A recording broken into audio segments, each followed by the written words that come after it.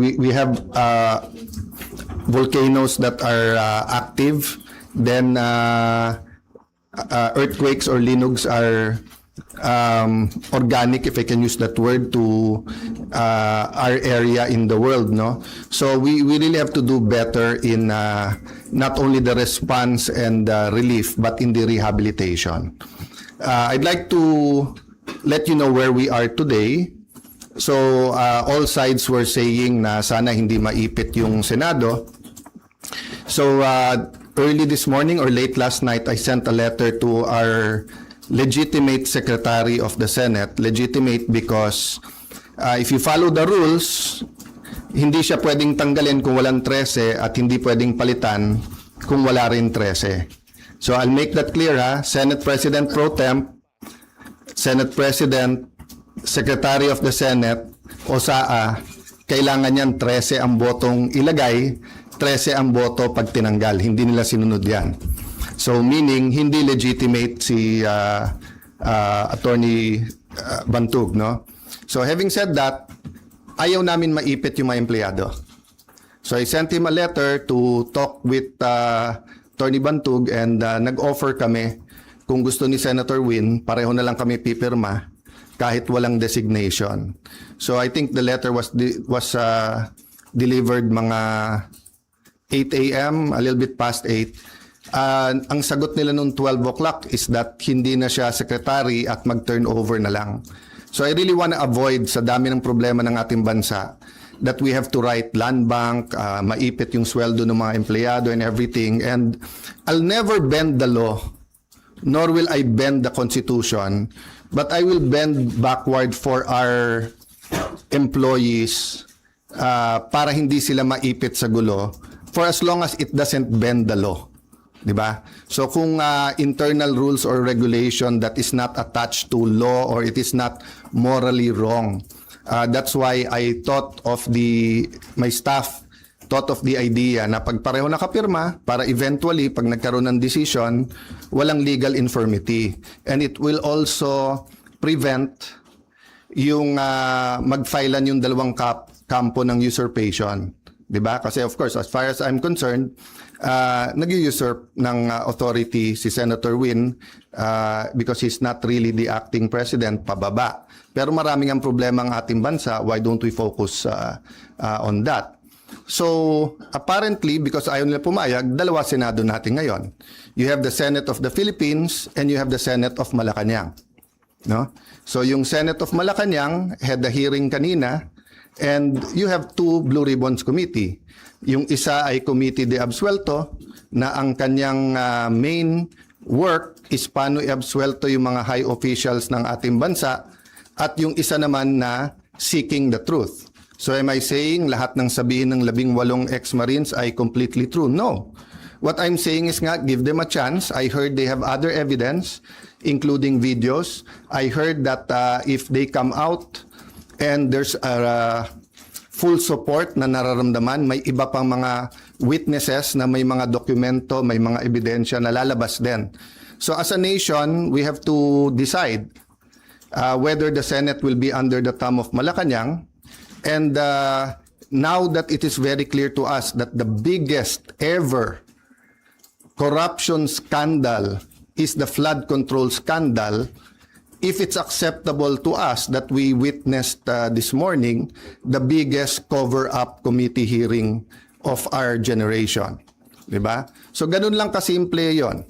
So in the same manner na nag-propose kami na parehong pipirma, I have not talked to Senator Marcoleta, so hindi ko alam kung papayag siyang dalawa silang chairman or whatever, but we have to find a solution that yung mga witnesses ay makakapunta ng malaya na protektado ng batas at independent yung Senate.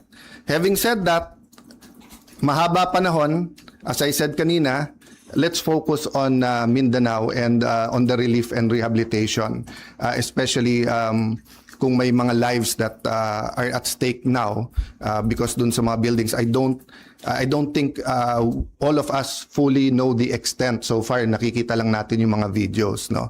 So hanggang dun lang muna, we will continue with our meetings. We will focus muna on Mindanao, I am not sure when the next hearing ng Blue Ribbon led by the subcommittee by Senator Marcoleta is. I'm expecting to know soon, but definitely knowing what's happening in Mindanao will have an impact on our decision kasi priority yon. Okay, questions from Janice Cosio. Jane Finder. Sir, good afternoon po. Good afternoon. Dalawa lang, sir. Yung comment nyo sa resign call sa inyo, and sabi po ng Malacanang kanina, open si BBM na magpatawag na special session ng Congress. Lalo na po, nabanggit nyo na rin yung nangyari sa Mindanao kanina. And paano po yun kung magkakaroon ng special Unahin ko yung Congress? special session, okay? Yes po. So, I had 2 communications with them sa Malacanang. And both cases, sinabi nila sa akin, hindi pa handa yung mga bills na gusto nilang ipapasa para dun sa uplift. So, biglang nung nagpalit ang majority, biglang kailangan ng special session dahil may bills na. Actually, kung may official silang bills, dapat na i-file na yon para na-refer na sa committee, di ba? So, sabi nila, inaayos pa nila. But having said that, kung bigla nilang naayos from the time I had discussions with them, may LEDAC, pinospone nila the day before, tinawagan ako ng secretary na head, and then sabi niya, sir, pwede ba ituloy bukas? Sabi ko, kayo nag-postpone, ready ako. Tapos hindi rin naman nila tinuloy. Yung sinasabing magtrabaho tayo, nagtatrabaho kami, ready kami magtrabaho. Sila nag-walk out, kaya nagkaroon din kami ng parliamentary tool na ginamit. Sinasabi ni Senator Lacson paulit-ulit, and I feel bad for the generals, and I apologize in behalf of the whole Senate, both the majority and minority. But nakita nyo naman, after nila kinonvene illegally ang session, ano bang ginawa nila? Nag-adjourn sila sine die. Ang calendar natin pwede pa hanggang Friday. Hindi naman nila tinuloy yung session ng Thursday, Friday. Sasabi nilang mga gusto nilang ipasa eh.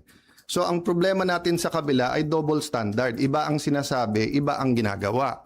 So doon naman sa nananawagan na mag-resign, as I said, pag-usapan na lang natin in a few days after yung focus tayo sa Mindanao, but especially yung mga former presidents, yung mga nagkampi-kampi na mga Marcos na rin, papasalamat ako sa inyo sa call nyo na mag-resign ako bilang Senate President kasi ibig sabihin, nire-recognize nyo pa rin ako as Senate President. Kasi kung hindi nyo na ako nire-recognize as Senate President, ba't kayo nananawagan na mag-resign ako as Senate President? Di ba? Sir, kung gamitin ng Malacanang itong nangyari sa Mindanao, No, patawag na special any special session that will redound to the good of the Filipino people is welcome. The special session is in the Constitution. Yung ginawa namin nung bago matapos yung bago mag-sinedie is precisely because aagawin nila yung committees at kailangan matuloy yung hearing tungkol sa Blue Ribbon. Having said that, Mindanao is now. Diba? They need the attention now. So if there's needed legislation, good. We will meet right away. If not, then tulong-tulong tayo. But aside from that, let's remember that the committees can continue to work. Nung pinauwi ni Senator Win, nung Thursday, yung mga empleyado, may Senate hearing pa si Senator Pia. So hindi totoo na hindi nagtatrabaho. Wala tayong dapat conflict kung may kailangan yung ating bansa. Whether it's legislation, whether it's a meeting na LEDAC, dapat tanggalin ng politika pagdating na ng I say politika, but it's an issue of graft and corruption. But what I meant is that it's a political issue vis-a-vis a more urgent. They're both important, but what's more urgent? You can postpone a hearing. You cannot postpone a rescue mission. You cannot postpone yung paghatid ng mga relief, di ba? And then, yun nga, hindi natin nararamdaman pa ng husto, pero the economic crisis is here. And every month until the end of the year, it'll get much worse before it gets better. Because nga tuloy-tuloy ang problema sa Middle East, di ba? So maraming tinatamaan diyan, supply chain, presyo ng dollar sa peso, presyo ng diesel at ng gasolina, kakulangan ng fertilizer, taas ng presyo ng fertilizer, desisyon ng Vietnam at saka ng Desisyon muna ng India kung bibigyan tayo ng magbebenta ng fertilizer, desisyon ng India at saka ng Vietnam kung magbebenta ng bigas o hindi, desisyon ng Indonesia whether mag-export sila ng coal o hindi. All of these are kumbaga sa relo are moving parts na walang makakahula o makakapredict. So in that sense, kailangang magtulong-tulong talaga yung ating bansa. Kaya naman nandun pa rin on the plate yung graft and corruption kasi kahit anong plano natin sa economic crisis, kung ninanakaw pa rin yung pera, then mahirapan pa rin tayo lahat. No? Jonathan Aguilar, GMA7. Sir, Yes. sino po ang tatayong presiding officer sa impeachment trial? At may update po ba kayo sa... As soon as they have 13, walang problema sila na. Okay, so I have to assert because may pinaglalaban tayo. Pinaglalaban ko hindi yung si Alan Cayetano ang Senate President. Ang pinaglalaban natin, ang Senado hindi pwedeng rubber stamp ng Malacanang. Hindi pwede na hindi independent yung Senate. Hindi pwedeng may hearing ka katulad kanina, yung bibig na bumubukas ay senador pero yung lumalabas na salita galing sa Malacanang. Ano pong rule sa pagpili ng presiding officer sa impeachment trials? They illegally amended the rules. They illegally had a session, 'di ba? So in due time there'll have to be something that will decide, 'di ba? But in the same manner na ina-assert ni Senator Win na he's the acting Senate President kahit na walang legal basis whatsoever, I have to assert not for myself but for the truth and for the Constitution. But it's still 1 month 'di ba? At hindi kami nakikipag-agawan sa silya doon. So for example, yung Senate Secretary, dapat siya yung ngayon nag-aayos para diyan sa pre-trial. But nagte-take over sila Attorney Bantog. So we're doing it very patiently because nga we don't want the whole Senate to be affected, no? Paano po yun? Kanina si House Secretary General Sheloy Garafil, nagpasa siya ng manifestation ng House Prosecution Team kay Secretary Yes. Bantog pero hindi niyo po siya kinikilalang SecGen. Yes. Pero ang House Prosecution Team, si SecGen Bantog daw yung kinikilala. That's going to be a problem for at least a few days, maybe a few weeks because we don't expect naman the Supreme Court to rule right away. But what's the best proof that Malacanang's hand is in this? First, yung pananakot nila sa mga miyembro namin na lumipat, yung offer na wala ng kaso pag lumipat. Second, as soon as nila ginawa, naglabas sila na ang House at ang Malacanang ay dun pumapabor. Di ba? Pwede naman mag-neutral ang Malacanang eh. Pwede naman sabihin ng Malacanang, settle it among yourself. Ganon din sa House prosecution. Hindi naman nila gusto ng fair na impeachment. Gusto nila yung may pinipili na silang grupo. That's why sabi ko sa inyo, if I'm wrong, they blame me. Kung tama ako, na from 24 gagawin 22, eventually 18 ang senador, tapos sasabihin nila 12 convicted na. Will that be a fair impeachment process? What will happen to the country if that happens? Then ang kasunod naman is CONAS. No? So give me a few days, pag-usapan natin yan, but let's focus lang dun sa nangyayari. No? But just to answer your question, it will be up in the air. That will be a legal question and we are in the right side. Okay, last question, Rehan.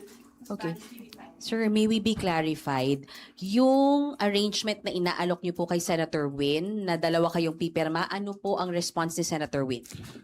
Sulat around 12 o'clock na sinasabi kay attorney sa ating Senate Secretary Jose Luis Montales that you are no longer secretary matter. Ang matagal na naging Senate President si Senator Drilon, 'di ba? Tapos si Senator Soto matagal din, more than 5 years, 'di ba? Si Senator Coco, Senator Mig, Senator Cheese, magkakasama sila ngayon eh. Ako naman ni isang empleyado, wala pa ako na-appoint eh. So sa practical matter din, sila ang mga kaklose. So syempre sila ang napakinggan. But I have faith in the Senate staff that they should listen to all sides. But I don't want to disturb di ba hindi civil war ang gusto namin. Ang gusto namin manaig sa Senate ko ano tama, kung ano mali. Thank you guys. Thank you.